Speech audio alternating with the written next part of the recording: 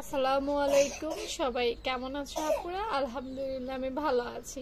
এই সহজ কাটিংটা মানে এই গলার কাটিংটা আজকে আমার আপুদেরকে দেখানো হবে। গলার কাটিংটা কিন্তু খুবই সহজ, দেখেই বুঝতে পারছো। তবে গলার কাটিংটা স্ট্যান্ডার্ড একটা গলা, যে কোনো একটা নর্মাল ড্রেস মানে একদম একটা নর্মাল ড্রেসে এই গলাটা খুবই ভালো লাগবে, পরেও তোমরা খুব আরাম পাবে। আমি এই গলাটা অনেকবার পরেছি, আমার কাছে খুবই ভালো লেগেছে।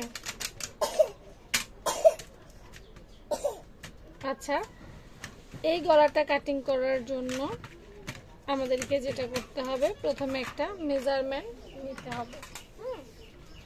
তো আমি এটা সরাই ফেলছি।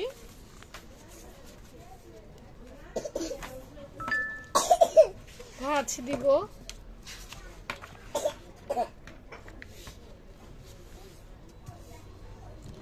আচ্ছা, আজকে এই গলাটা আমি আমার সিকনা আপু 34 যারা তাদের জন্য দেখাই, কি বলো?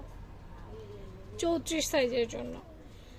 ওকে, তো 34 সাইজের জন্য আমরা অবশ্যই গলার পাশটা 3 ইঞ্চি থেকে একটু কম নিব। হ্যাঁ, 3 ইঞ্চি থেকে একটু কম নিব। তো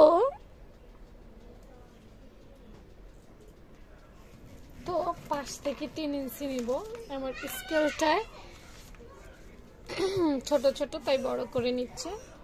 সরি, 3 ইঞ্চি না, 3.25 ইঞ্চি নিব। হ্যাঁ, 3 ইঞ্চি থেকে কম 3.25 নিব।